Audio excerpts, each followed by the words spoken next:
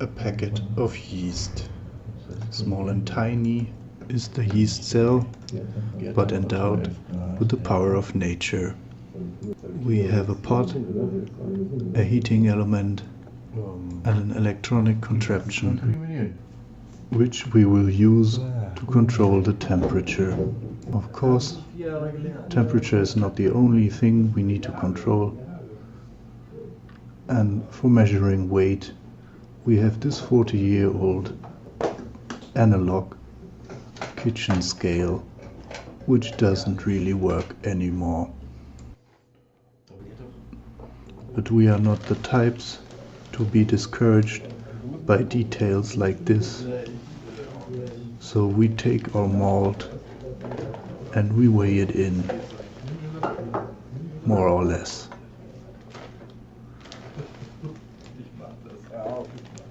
This is Munich malt type 1, and we are about to brew 1 liter of beer. It's just one of these ideas that you get when you're drunk. There is not much else behind it. But I thought, why not? Let's give it a try. So I invited my friend Thomas over to my man cave, and I bought a packet of tea bags. So this isn't brew in a bag, this is brew in a tea bag. Just take a spoon and fill them up. Tie a little knot and you're done.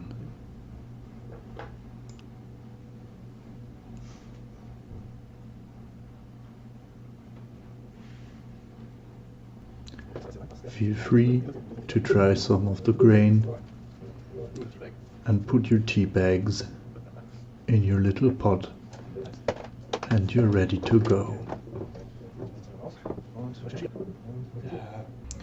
While I am still working on the recipe, we are presented with unique challenges associated with brewing only 1 liter of beer.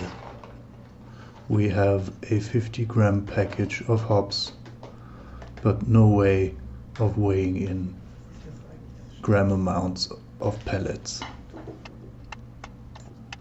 The obvious solution is to count every hop pellet and calculate the median weight. Of course, if you deal drugs or have a pharmacy or work in a lab, you might have a scale that is up to the task. But we are stuck doing it the hard way. And of course I am lazy, so Thomas has to do all the counting. I fill in some distilled water and prepare mashing in our tea bags. It's a rather simple process. Water and tea bags and the heating element and the control element. I have programmed a 3-step mash that is typical for European lager. This is Munich malt, so this is probably some kind of fest beer or Märzen. And we are going to use a bottom fermenting yeast. And we are trying to go for a low fermentation temperature around 12 degrees Celsius. The mash is a lengthy process, so I'm not showing any of that really, because that would be too boring. You can rather watch us drinking beer. I painted a sausage on my mug, just for shits and giggles. Now we have removed the tea bags from the mash and carefully squeeze out every milliliter of liquid that we can. Denn wir hatten auch schon an den Schrebergärten verschiedene andere witzige Erfahrungen gemacht. Im Jugendlichen ich fand, der war abgefahren, der war vielleicht 14 oder so. Ja. Und der war aber schon fast erwachsen in unseren Augen damals. Ne? Ja, ja. Den haben wir da kennengelernt, weil der das gleiche machte wie wir. Nur eben alleine. Aber der hatte keine Freunde. Der hatte offenbar keine Freunde, der war auch nur so Besuch da. Now, Der hatte, I take the refractometer to measure the content of fermentable sugars in our wort. Wir gehen die Kleingärten entlang und wir konnten in jeden einbrechen, weil wir hatten alle so einfache Fetterware. This is a very useful tool and very easy to use. I can see that the value is way too high, and we're also a bit below 1 liter. So now I will have to top it up with a little bit more water. Also, during the following boiling process, we will use a lot of volume. Dann Abendbrot und dann am nächsten Morgen nach dem Frühstück direkt wieder hin. Ja. Also wenige Stunden dazwischen und plötzlich ist diese Falle weg. Das ist schon mal bizarr, dass die da, du konntest die nicht sehen. Das war weg. Ja? Und dann hatte die aber auch nicht nur irgendwer gefunden, sondern sogar jemand, dessen Falle das war oder der zumindest wusste, dessen Falle das war. I am just checking the sugar content again, just to make sure that we're on the right track. Stir it a bit first to ensure a homogeneous solution, and then make sure we are not brewing a bock beer. Was ich jetzt Würde man sagen, GPS, RFID. Ja, der hat in dem See da, das ist ein kleiner See. Das war richtig, machen wir heute noch, wenn ich darüber nachdenke, machen wir noch so Schatten, wie das passiert sein kann. 13,3. Das sind aber schon noch 5 Gärprozesse. Now we have proceeded to the boil, where we add 2 additions of hops that we so meticulously counted, one at the start and one at the very end. The boil takes about 90 minutes, but I'm going to cut this short. This is the fermentation container, which I sanitized before, and the lukewarm wort is transferred, and then I put it in the fridge and wait till it's cool so that I can add the yeast. There's a little bit of hops in there, and I'm trying not to get too much of it in any higher volume. You would use some kind of method to prevent the hops going in to the container. Now you can watch me trying to attach the silicon tube to the container, which will act as a gas lock if you put the other end into a bottle filled with water.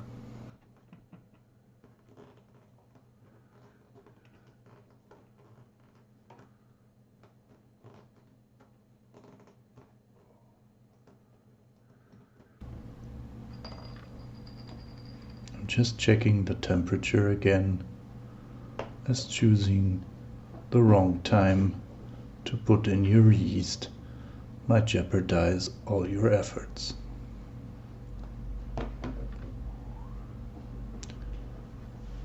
Still need some time in the fridge until I can add the yeast, but at some point it was cool enough. After being in the fridge for a couple of days, I noticed that the temperature controller that I built was defect. So the fridge didn't really work at all, and the wort was at a way too high temperature for a bottom fermenting beer for a couple of days, until I remedied the problem. I think these couple of days totally ruined my liter of beer. If you ferment a bottom fermenting yeast at a temperature that is too high, it will produce all kinds of stuff that just tastes bad.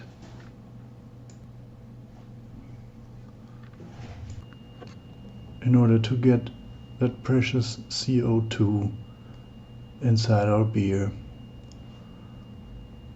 I transferred the beer to a bottle and added a little bit of ordinary sugar in order to induce a secondary fermentation to add some gas.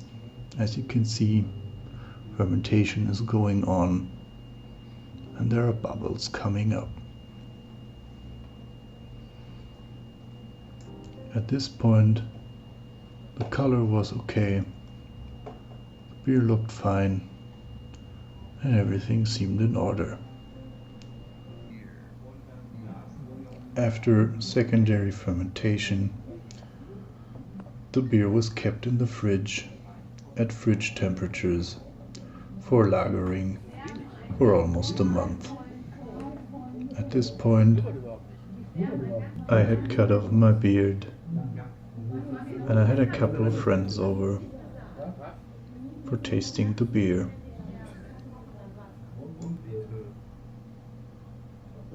Some of them in real life and some of them electronically.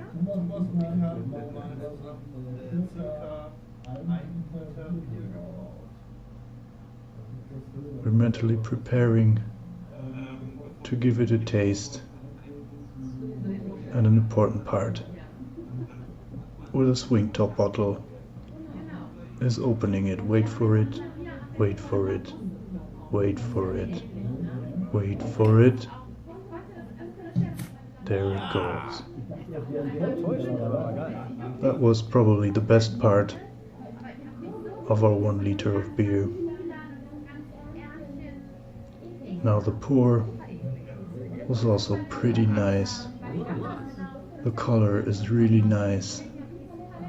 The head is coming along nicely. The bubbles just look great.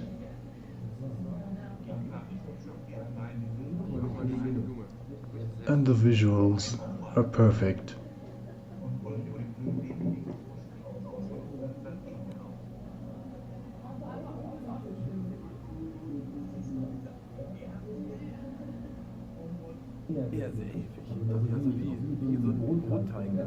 Now I'm sniffing and you can see my face. It smells a bit weird. I don't want to take the first sip, so I give it to Thomas, who helped me brew it. He has the questionable honor to take the first sip of our 1 liter of beer. Das ist das Bier, was wir gebraut haben. Also es ist im Prinzip eine Art, es ist ein Lager. There he goes.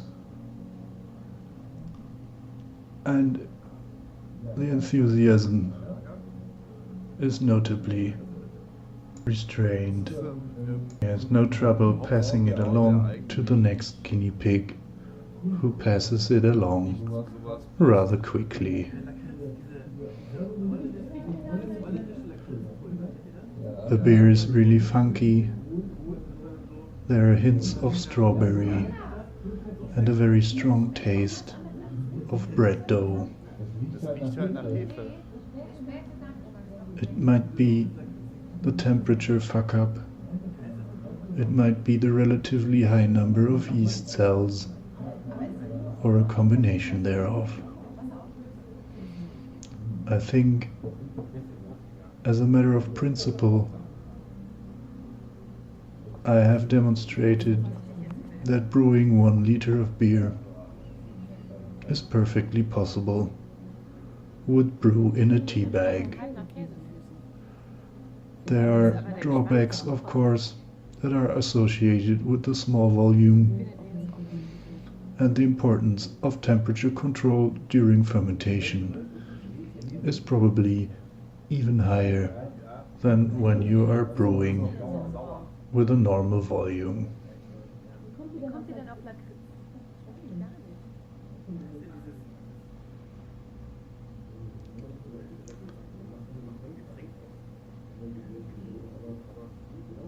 It's really no fun drinking this beer. And you know what they say, there is no such thing as bad sex. But that can't be said about beer, I think. Aber was habt ihr denn noch falsch gemacht? Der Thomas hat's verbockt. Nein. Und Thomas? Ich habe es gemacht. Ich habe. Das sieht gut aus, ne? Ich habe Zutaten bewerten und nicht die Frage einer Geschmackssache sein lassen.